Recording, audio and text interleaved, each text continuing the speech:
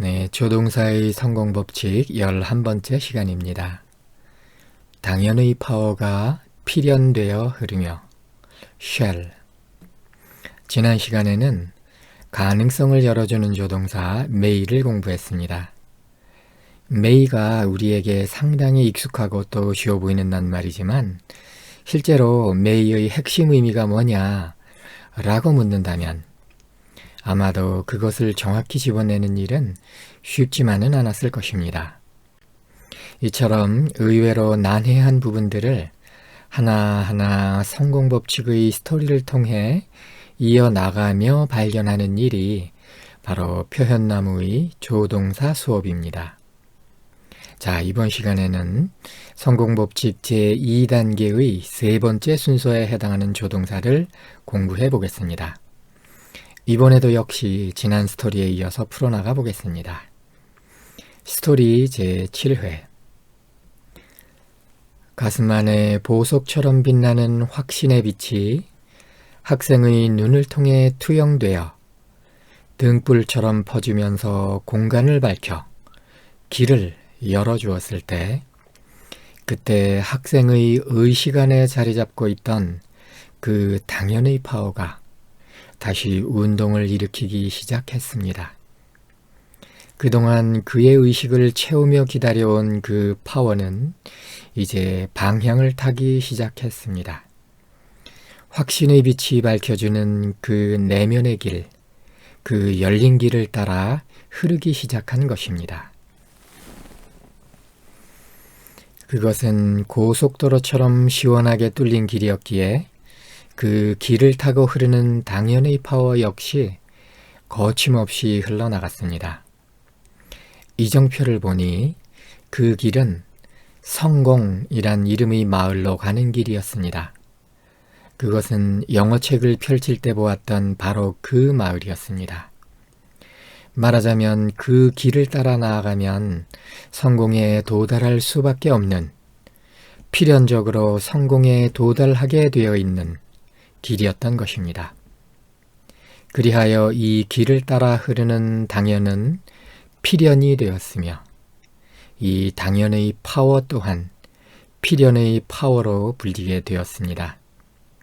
학생은 비록 그 마을을 보지 못했지만 그것은 성공이란 그 이름만으로도 가보고 싶고 도달하고 싶은 그런 곳이었습니다. 스토리 끝. shall의 기본 의미. 당연의 파워가 필연되어 흐를 때 학생은 영어 공부로 방향을 잡고 나가는 일이 필연임을 깨달았습니다. 왜냐하면 그 길의 끝에 성공이 기다리고 있기 때문이었습니다.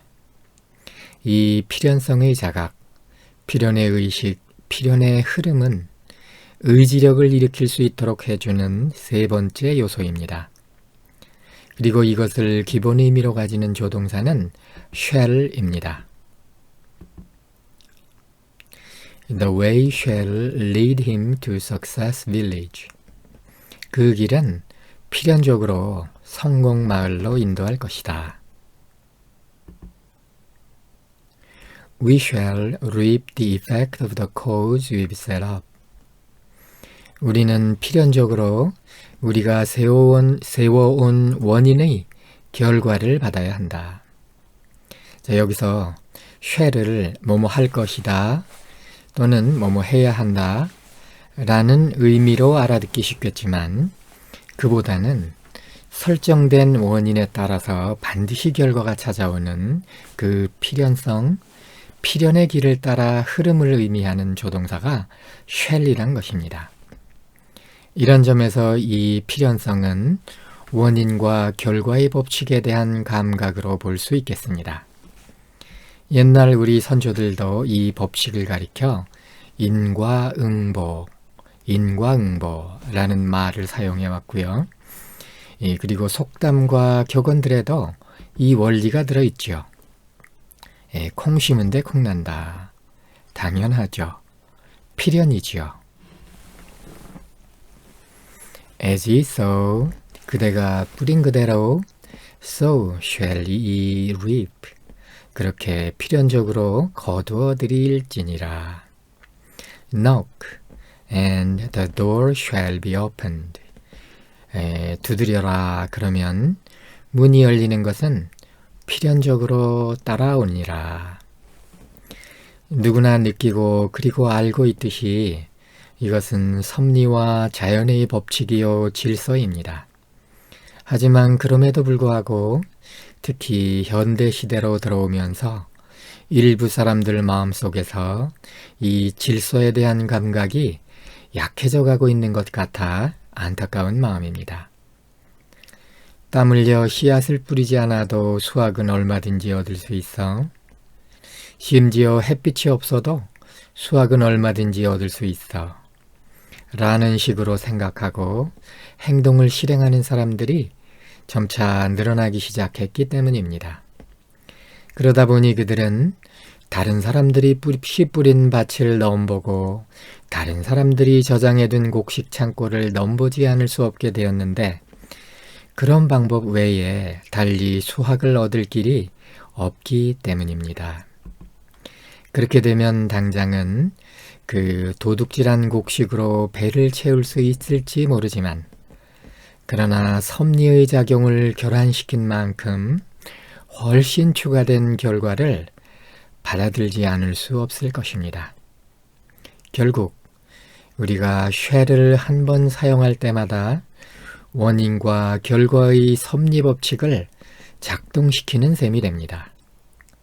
그렇다면 우리가 이 법칙을 올바르게 작동시키려면 인과관계의 작동 원리를 올바르게 이해하고 알아야 하겠습니다. 만일 그럴 수만 있다면 우리는 섭리와 더불어 더욱 조화를 이루며 살아갈 수 있을 듯 합니다.